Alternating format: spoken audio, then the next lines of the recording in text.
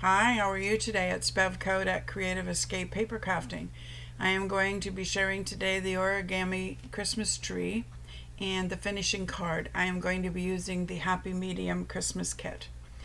To start this, you will be pulling either the same coloring paper or mix and match colors that will look good together. You will start with 5 squares and they will be 3 inches, 2.5, 2, 1.5, and 1. As we do each square, they are all folded the same, but we'll start with the big one to make it easy for viewing. Fold in half and firmly push down, and if you have a bone folder, use it. Open up now and fold to the reverse half and do the same thing and firmly make sure that the creases are very flat. Now you do opposite corners, so make sure the points match and use the bone folder and push. Open and now fold at the opposite corners. This is the main technique that you will use on each square. Grabbing it up and watching my fingers where my thumbs have pushed in, and then kind of grab with your other fingers and flatten them. They form now a basic triangle, and you are going to firmly push down and do the creases that hold the paper. Now taking the front right flap, we are going to fold the outer edge to the center and do the same thing, firmly push down. Now taking the upper flap on the other half, match the centers and push down. It's really not as hard as it looks. You're using the outer edge and you're pushing to the centers, and here is a finished piece. The back is flat, absolutely no dimension whatsoever. The dimension is all out on the front. We are going to do each piece, and you can see we are doing the folds from half and half. Everything is firmly pinched and creased. Put together your outer points, firmly crease, and open again and do your opposite points and firmly crease. Push your thumbs into the center so it starts forming and flattening for you. Mush them together. Firmly put the creases in. The outer edge comes to the center, and opposite upper piece, the outer edge comes to the center, and firmly crease. As you can see, I'm going to, here's the smallest one. It's a little harder, but you can do it. Just have to work a little harder with these very small pieces. You're doing the same technique, nothing changes. Opposite corners, opposite half, match your points. Like I said, this one, I grabbed it next so that you could see that it is possible to do the little 1 inch. If you really don't like doing the 1 inch one, you can do 4 pieces to the tree. It just makes the tree a little shorter and a little smaller. This might be the little hard, probably the hardest part is grabbing that little piece and folding, but it does work. Just be patient and you will be making a beautiful origami Christmas tree. Moving ahead now, we are going to continue as all the pieces are now done and ready to work with. You are going to start with the biggest size, which is the base bottom, and we are going to be adding glue to the upper tips at the front and the back of each piece and putting them together. It really is just that simple. Now, as you can see, there's a space in between each. That's where you want to slot them in, and you want to firmly press and hold for a few seconds. Depends on your glue whether it grabs quickly or not, but be patient. Make sure that they are sticking and staying together. Like I said, you start at the biggest and then work your way up to the smallest, adding the glue to the very top tip only. You only need enough glue that the pieces are going to firmly fit and hold. Stick between and slide down and pinch firmly.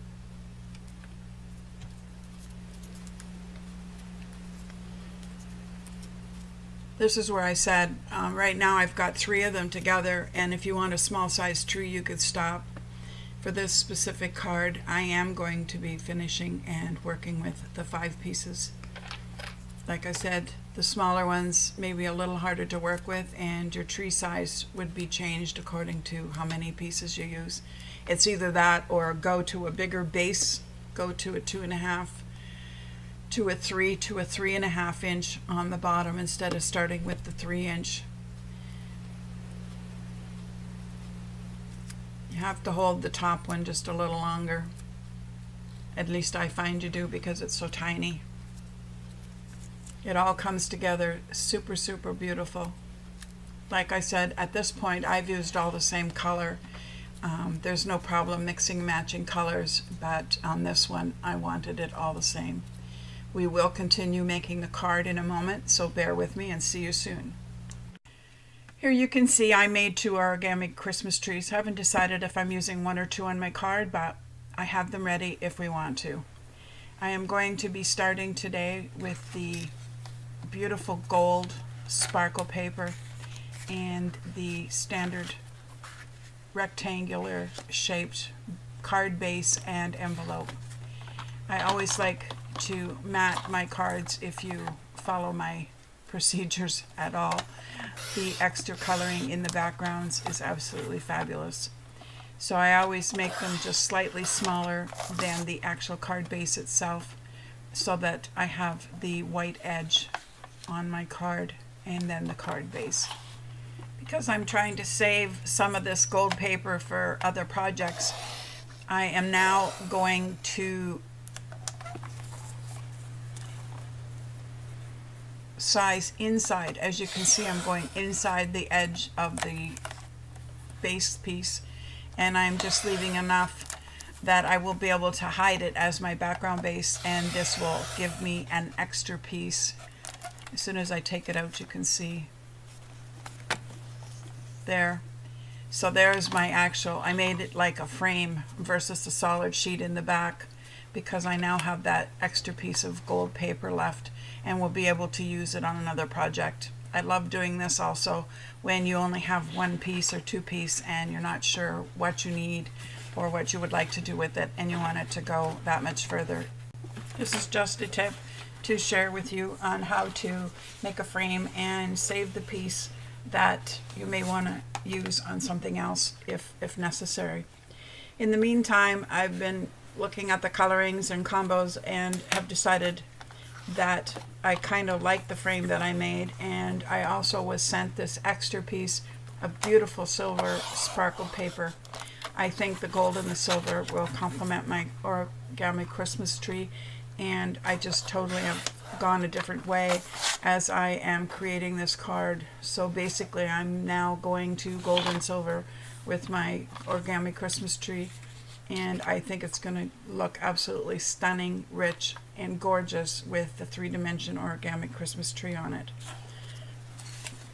I haven't decided which tree, so I'm going to see what I like. I kind of like the darker print tree, and I think size-wise I probably will be using 1 tree, not 2. Moving forward, I want to think about accents, and with what we have being so elegant and rich in color and the dimensional tree, I don't want to overpower it. So there was this gold twine ropey accent in the kit. I am just going to make a small bow and keep it tiny and just for a pop of color. The way I make it is to pull the ends and retug them until I get the loops the size that I'm after with the tails hanging down. I do it many times, pulling it, shaping it until you work it to the size and shape that you're after. When you have your finished bow and the ends are not the right size, just cut them together so that you have a finished, complete, cute little accent that suits your card. These bows can be made with string, ribbon, or any other ropey type thing that you have in your stash. Next, for the sentiment, I have the clear stamp from the other Christmas collection, the Christmas Jewel from Kaisercraft, and I'm just going to use the words Merry Christmas, simple and easy. I happen to own the smaller size Misty, and it's the best tool ever that I took and bought for myself.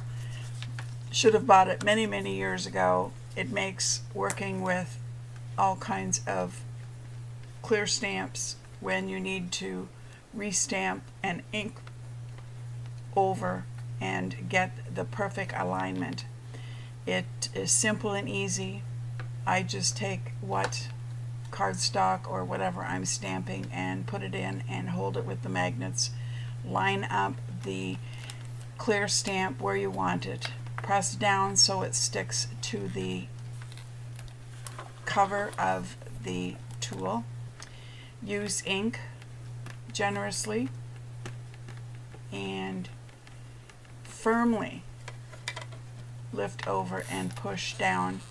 It sits on a piece of foamy, flexible, slightly dense inside the square. When the ink is not dark enough and you want to redo it, just re-ink the stamp and reapply with pressure until you have the perfect sentiment stamp the way you like it. It turns out perfectly and no mess every time. After cutting down the stamp to the size that I wanted, I am now going to apply it to a gold background base, matting it to match the rest of the card that we have been working with. I always do the same and have a fun matching color coordinated sentiment. I do just a slight color showing out of the edges. You can hand cut or use your trimmer, whichever you feel most comfortable with. This one I'm just going to hand cut and it'll be done.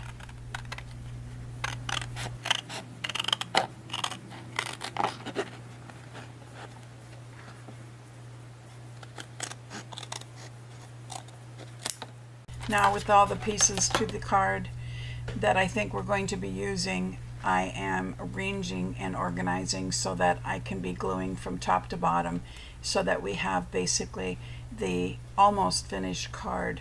It looks absolutely fabulous and it's perfect. I said almost finished card because at this point we are going to decorate this tree.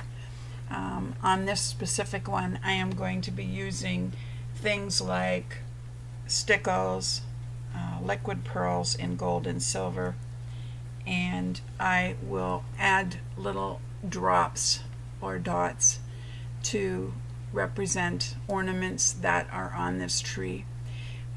These stickles, if you put some on the lower edges of each of the layers of the tree, hopefully it will give you the look of snow on the edges of our branches of our tree.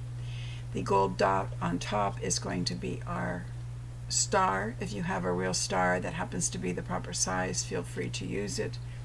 But here is our finished card. It looks absolutely amazing. Be sure with these products that you let it sit for a very long time and that it dries so that things don't get smudged and that you don't wreck it. I am sharing pictures, still pictures of my finished card, and also I am adding the sheets that will give you instructions on how to make the origami Christmas tree. Thanks for joining me today and hope to see you again soon. Take care.